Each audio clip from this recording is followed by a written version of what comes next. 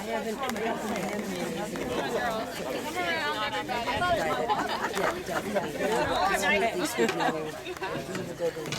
That's you? That's really bad.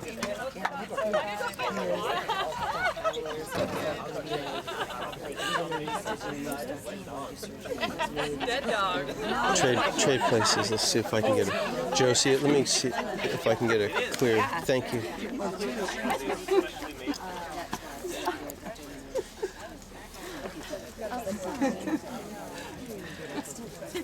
All right, so stab drill, catch drill, stab drill, whatever you want to call it there. This is what we kind of start with every time we go out, and it's really just to reinforce that the catch. And really the main thing, a lot of you guys, when we do these drills, we used to do them in the dock, right? And a lot of us would just use our arms to put the blade in, or we dip in like this, and that's totally the wrong purpose for doing that drill. The reason, and what Jason broke it down, is how to get that blade in and what you should be feeling while you're setting the blade, and why you do it, and then rotating into the water instead of just dipping the blade and going nuts. So what'd you guys do last night? Well, anyway, my husband's a jerk. How did you know? I know he's So let's do this. Let's do the catch drill. All right. Probably So on this drill too, it's not just a drill. This is how you should be catching when you're paddling. So I know with the men's program a lot, everyone does this drill. A lot of people do it really well, and then when they start paddling, they don't do that on the catch. So this drill is to teach you what that first part of your stroke is, how you should be trying to go into the water. And once you do the drill, you want to try and take that and transfer it to what you're doing in that second drill. So try and actually use this drill to catch the water while you're out there. It's definitely a different thing to do because we're all not used to doing that. At the start of our strokes out here, as soon as I came out, I watched a lot of people start right up here and then they go down in the water like this. And that's like how the start of 90% of the strokes out here go.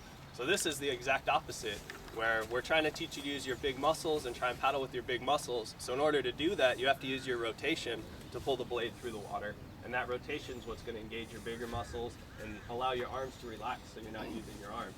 So the whole point of this drill is while you're going into the water, it gives you a chance to open up even further, and the bigger your rotation is, the more you can use those muscles while you're pulling through. So on this drill, we start right next to the water, and then as we go in, we're gonna rotate in. So it's not starting with this big rotation and then dipping in. It's kind of this, you wanna try and get this smooth motion of rotating in. And you're gonna do that in your stroke as well. A lot of times people out here will rotate, close their rotation, and then sit up. And it's like this two-part motion in the stroke, where you want that to be one fluid motion. So this gives you the opportunity to practice, moving and rotating at the same time and trying to get everything smooth. So I'll do it on both sides, but the start of this drill, you're not going to be able to bury it all the way to your hand. At the front of your stroke, when you're stroking, you don't do that anyway, I guess. So for this drill, you just want to try and get your blade in, and you don't want to be pulling back at all. So to catch with it, you start with your blade, and again, when you're paddling, you want your blade to start right on the top of the water. If you start 6 inches above the water and then you start coming down with every stroke, you're missing that whole front part of your stroke. You're not going to get a catch on the water, and then it becomes really difficult to use your body because you don't get that initial pressure and you don't get a chance to uncoil and use your rotation. So you're going to start just setting up with your blade right on top of the water in this position right here where you would be at the front of your stroke, and then as you go in, you want to rotate in and try and open up your shoulders as much as you can. So when you're opening your shoulders up, they're not going to stay square like this, where they're at the same level. They're going to stack, and that changes your body's axis of rotation. Because we're not paddling like this while we're out there, so you don't want your shoulders square. When you stack them like this, that gives you a chance to rotate down into the water and drive with force. So at the front of the drill, you're right up above the water, and then you rotate your blade into the water as you go down. So you really want to open up as much as you can. Go ahead and over-exaggerate that. Get as open as you can as you go into the water and dunk that blade down in. And one of the keys we were talking about is when you go out and then you say hit and put it in, think of lowering your armpit to the gun. If you think of dropping that armpit on it, it kind of makes you stack your shoulders and rotate. So that's what we always are trying to tell the men, just drop that armpit on the blade. So that's what gets you to rotate into the water. And that's real key, like Jason said. If you're reaching down and rotating in, now look at all that, you're wound up like a spring, ready to pull through. Instead of just finishing here, and now where do you go? You got to go this way to get any rotation and pull. The two different parts, if you're just rotating straight with your shoulders level, you rotate up and forward. You get nice big reach out forward, but the blade's not in the water. So when you uncoil or have to go down, now the blade's first motion isn't back, it's actually backwards. So the blade's missing, and then it's buried as he described, it's not buried until your hip. So it's not lean, where your blade's just coming and kerplunking. You gotta really think one fluid motion, stacking the shoulders to get it up so it goes down and forward. And that's where women, you guys are really good at leaning forward, but most of the time you do it this way instead of this way. You're not using your rotation. Normally you guys are really flat. You get great reach out here, and then you have to come through like this. You don't have the rotation. If you have that rotation, it's just so much more power. It combines the power of the torque and sitting up, and it's just that gives you so much more power. So the armpit, when you get to that portion, drop that armpit on it. Then what we noticed also, if the boat's moving forward, the reason the boat's moving forward is because you guys started high, and when you tried to put the blade in, you just came down on it like this, and that just naturally moves the boat forward. So if the boat's moving, you're doing the drill wrong. You're trying to put the blade in going forward, and then back out, going forward and back out. All right, we're just straighten the T-top. All right, so we're changing the grip on the T-top also. Everybody out here has been doing a T-top kind of like this. That's how it's been done before. So what you can notice with this is my hand is on top of the paddle first of all. So with your hand on top of the paddle, if you're using your top hand, every time you're driving straight down into the water with your top hand, which is the opposite of what we want to do. Because as soon as you do that, your paddle just goes negative right away and you lose that whole front end of your stroke. So we're changing it, focus on what your hand's doing. You don't want to be on top, you want to be behind it.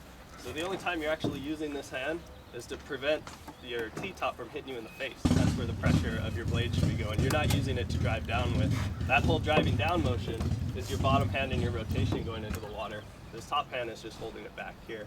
So the way we hold the paddle is we line it up across our index finger, and then it's going to push right into the back of your hand.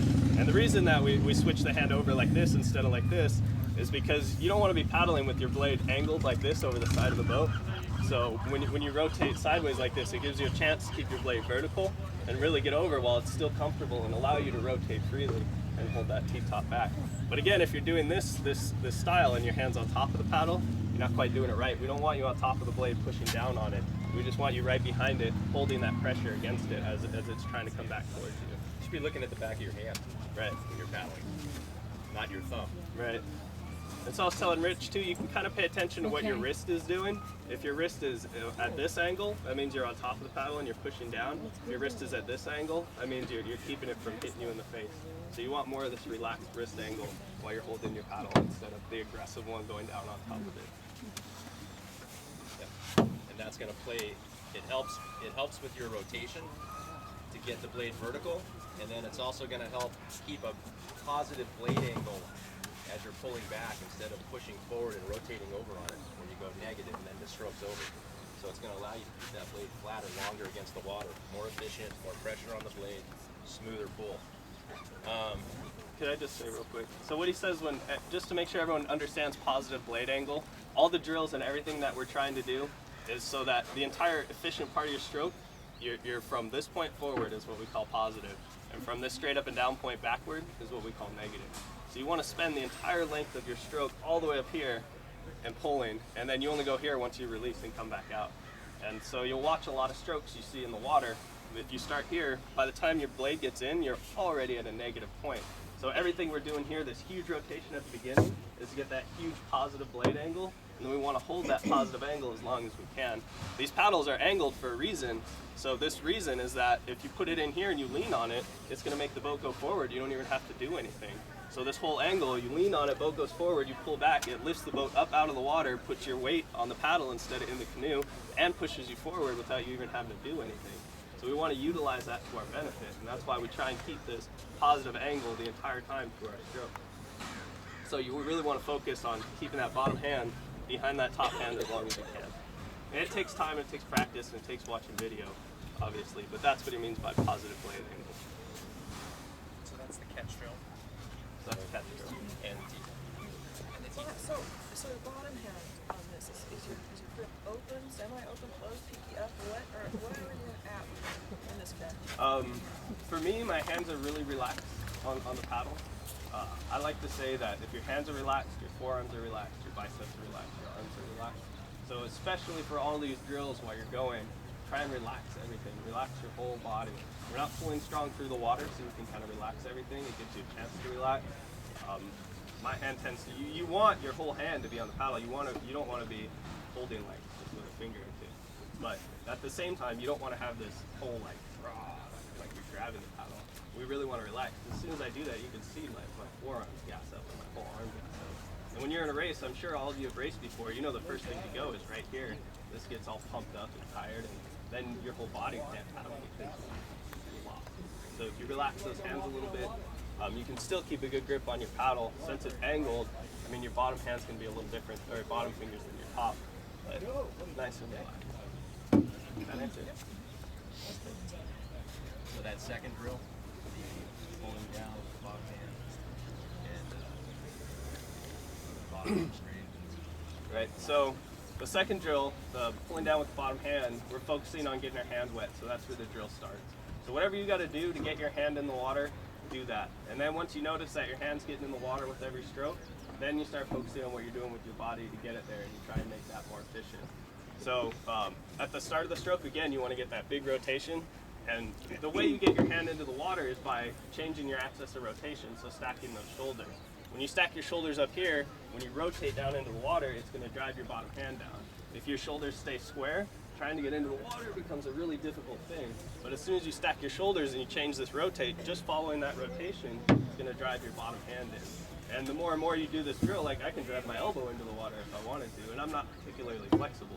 We got a yoga instructor over here. She could probably get her shoulder wet if she wanted to. But yeah, the whole point of this drill is to start using your rotation to pull, and to get that axis of rotation, putting it on top of your paddle and getting your weight on top of your paddle and driving down into the water. So you start with your big catch, and as you rotate in, it's these stacked shoulders, and you're going to rotate down into your stroke. As you rotate down into it, your hand's going to get wet underneath the bottom of the canoe. So it's kind of hard to see from the side, but if you get in front of him or behind him, Jason's body isn't centered in the canoe. When he's got his weight on the paddle, he's actually rotated out of the boat a little bit. His head almost goes over that gunnel that he's paddling on. That allows him to open up a little bit more, so he's not sitting in here just kind of tweaking his body and his shoulders. Right. He's opening up still to stay in a little bit more comfortable position. So right. The six-man does allow us to do that, but that's also, again, you're focusing on being smooth. So when you're outside, you're not going outside and stroking and coming back in. You want to, if you're doing this, you're making the boat go all over the place. So you want to find your axis of rotation and then rotate on it and stay smooth on it. But if you put your weight outside of the boat, then it's on your paddle instead of on the canoe. Physics are going to tell you you're going fast. Hey Jason, can you show me an exit where you're coming out now if you were actually paddling? Like where you're at. Right now, for the drills, it's going to be really far back. It's Yeah, exaggerated. absolutely. When we're racing, I mean, you're utilizing that front part of your stroke. That's what you want to focus on. But for the time being, we really want to take our time in the water and get used to being in the water for a long period of time and focus on what we're doing with our body. So we're exaggerating that stroke so we can slow everything down nice and slow. So it's going to be a lot further back. And when you do the 180 rotation drill, it's going to be really, really far back. So let's not worry about the exit right now. It's more about the whole focus of all these drills is your catch. Really getting that big catch, really slowing it down, focusing on that. And then wherever you come out, wherever we come out. It's not really that important. And then the key on this drill for me is when you're doing it, you want to feel there's no top hand pressure going down, right? The top hand is here and it's holding the blade from the T-top and hitting you. So all the setting is with the bottom hand. So you got to feel that bottom hand pulling the blade down into the water. That bottom hand is doing the pulling. Pull the bottom hand down into the water, and when you do that, it immediately makes you feel the muscle all the pressure transfer to this lat. And then that you should be feeling a lot of lower back and lat soreness when you're done with these drills. And we have a kind of a drill that we did on Thursday night that can kind of maybe help that a little bit with understanding of what muscles to help pull. We got a land portion and then a water portion of it that we do after we get away from the boat. So. What's next on the? But that was key for me though, was pulling, feeling like I'm pulling down with the bottom hand to set the blade. It really activates, as we're trying to get, the main point of this whole thing is to activate the proper muscles, and that was key for me. And what I even take to my surf ski now is I'm trying to just pull down with that bottom hand and keep the bottom arm straight through the pull. You never want to do this. So you guys need to slow down and keep that bottom arm straight as you're pulling so you can feel the proper muscles. That's real key on that drill. And when you're pulling down with your bottom hand too, what you're doing with your wrist is important.